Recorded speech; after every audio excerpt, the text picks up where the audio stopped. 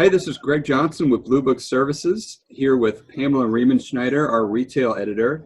Pamela, obviously not in her office. Looks like you might be in Germany, perhaps? Yes, and I have a prop for that as well. It's the end of the day 2 for Fruit Logistica in Berlin. I'm at the reception for the Produce Marketing Association. They have a global industry reception. United Fresh had a great one last night as well. Fruit Logistica, I don't know, Greg, when was the last time you were here? I think it's been 4 years for me. It has been 7 years for me since I was here at Fruit Logistica last, and it's a completely different show.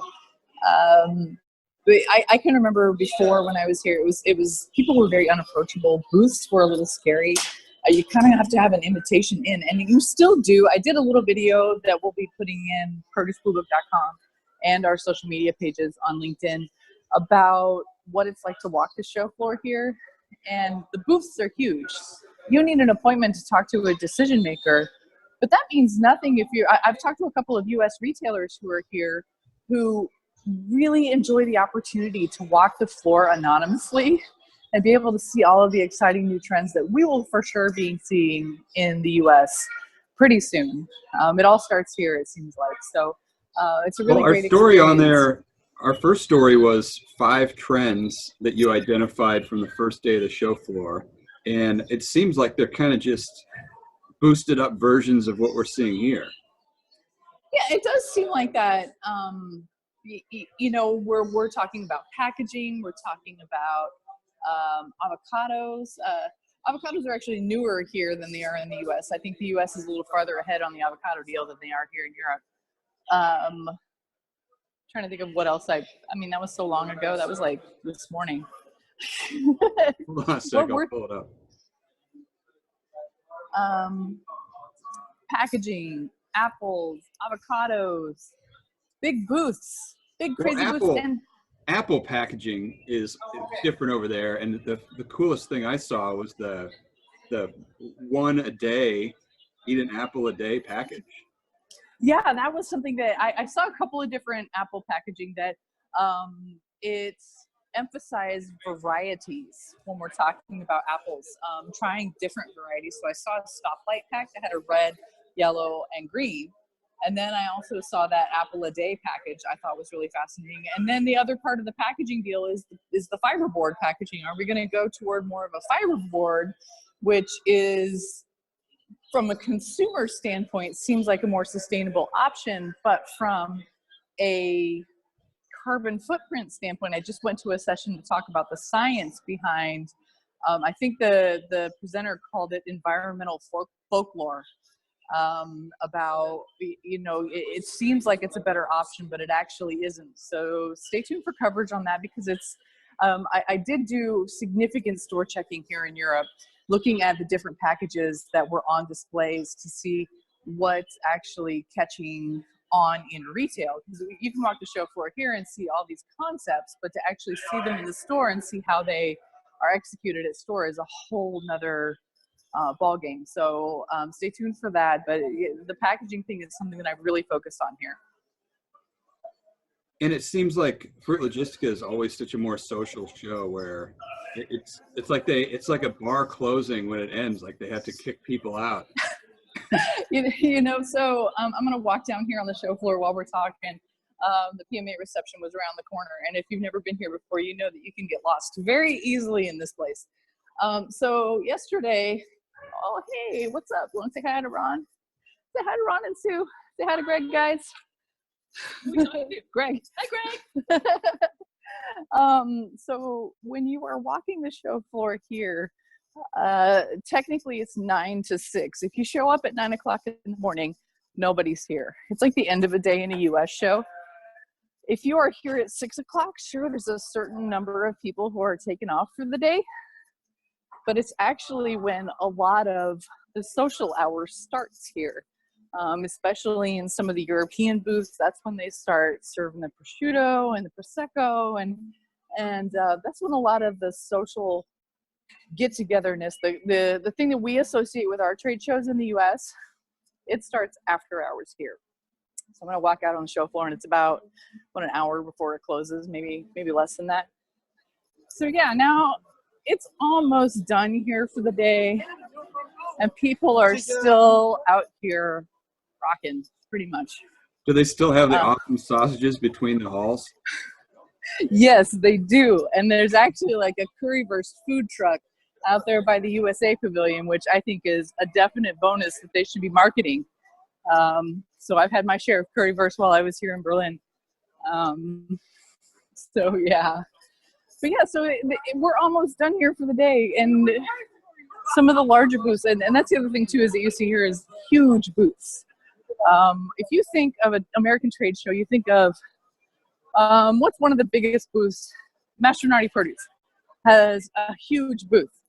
Like theirs would look like a tiny little, like a baby booth compared to some of the ones that are just standard here.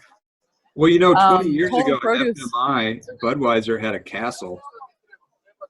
And actually, hey, that's ahead of their marketing. Because didn't they go to the King of Beer thing with the, what was that thing they had last year, the Super Bowl ads?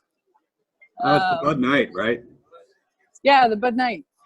So yeah, this is what it's like out here on the show floor when we're almost done for the day. And here's a really cool booth. I'm gonna walk by it and creep it. Ladies made of produce. They have a lot of ladies made of produce here.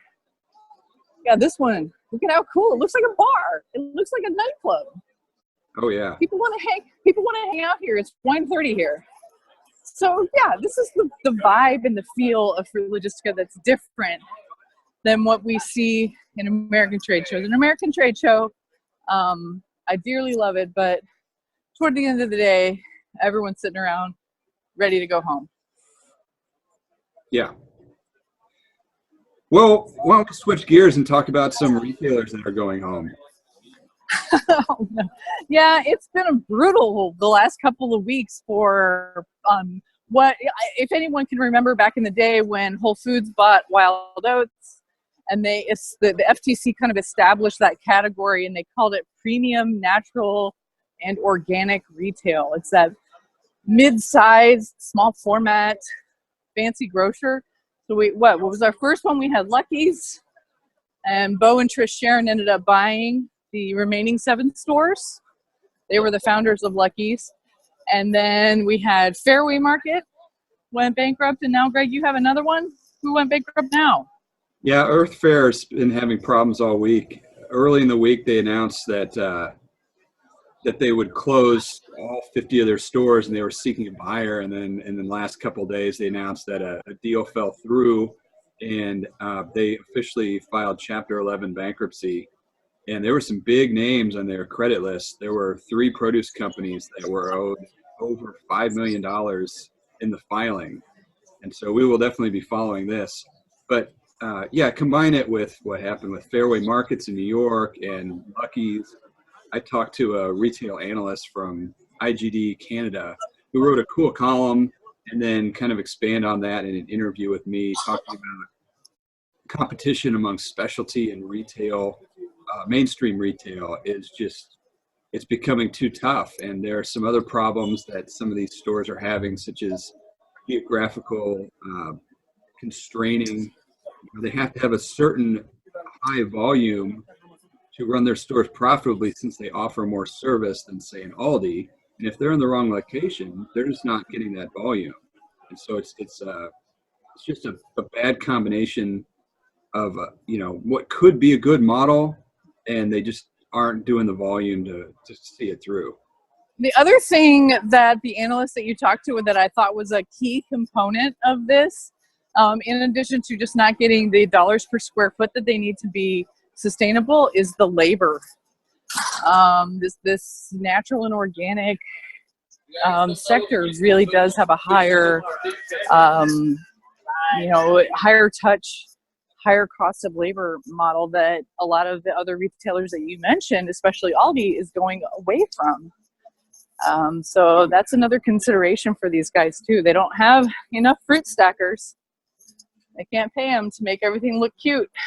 No, and Aldi goes so far the other way. I just read this week that the stores themselves do not have phone numbers, because that's just an extra piece of labor. If I try to call the Aldi that's within 2 miles of my house, it goes to a corporate number. It does not exist. The number does not exist because that's one extra bit of labor that they're going to save on making their food cheaper.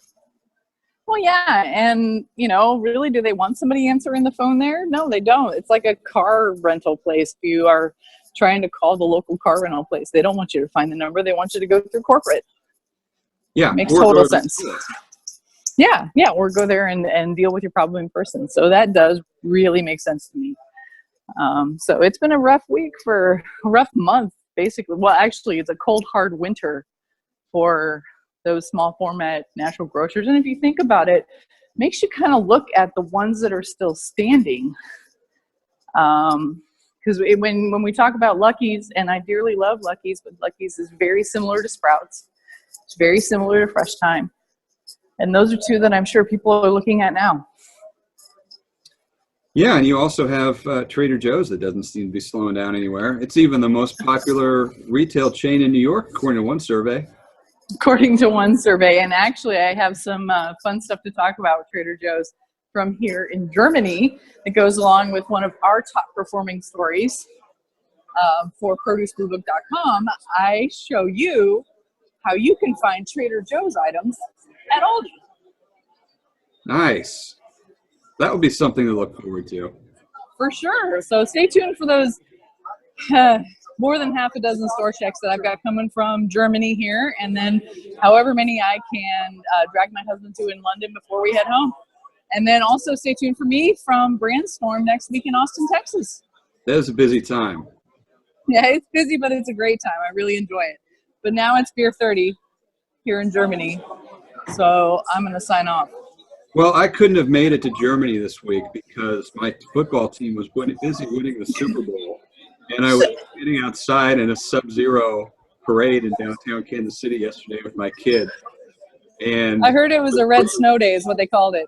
It was a red snow day. All the schools in Kansas City were closed, and there were hundreds of thousands of Kansas Cityans and their kids out at a parade in flurries and 25 degrees wind. Less than ideal. Less than ideal, but the ideal circumstances. So you're welcome for everyone who wanted the Chiefs to win, because I didn't watch a minute of the Super Bowl, and that's my hometown team. So congratulations for you. And we upgraded the background. Oh, I can't even see it. It's so tiny. Is that? Let me look. Oh, nice. You replaced your America flag with the Chiefs flag. All right. Now we know where your loyalties lie. It could be temporary. All right. That's it for the Produce Reporter Week in Review. Say a goodbye to everyone here in Germany. Find yourself on LinkedIn. If you are not getting the Produce Reporter, you need to go to ProduceBlueBook.com and sign up. See you later, Greg. See you back in the States.